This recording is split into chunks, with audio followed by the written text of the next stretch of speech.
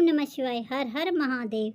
सावन की अमावस्या को हरियाली अमावस्या कहते हैं। इस दिन शिव जी की पूजा और पितरों की शांति के लिए श्राद्ध, दान आदि की विशेष महत्व होता है।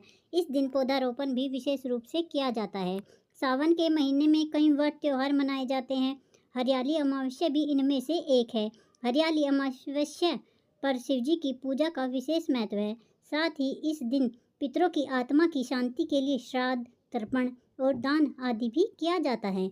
हरियाली अमावस्या पर पौधारोपण भी विशेष रूप से किया जाता है। लोग प्रकृति के महत्व को समझे, इसलिए उन्होंने हरियाली अमावस्या जैसे पर्वों की शुरुआत की।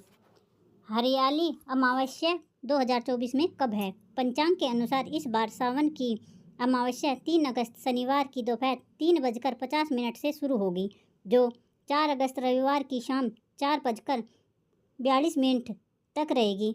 क्योंकि अमावस्या का सूर्योदय 4 अगस्त को होगा, इसलिए इसी दिन हरियाली अमावस्या का पर्व मनाया जाएगा।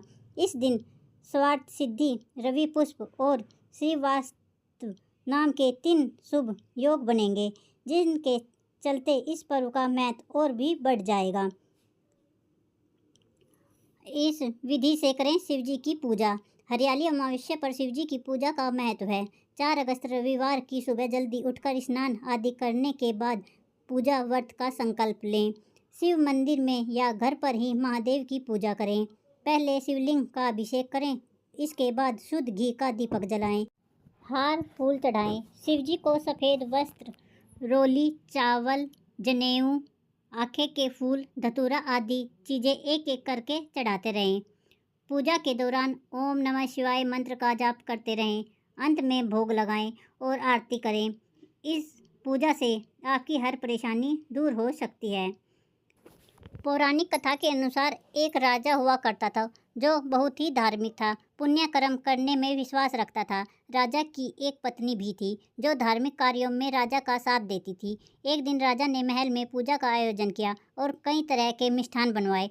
राजा और रानी ने व्रत पालन करने का संकल्प लिया, लेकिन बीच में ही रानी को भूख लगने लगी।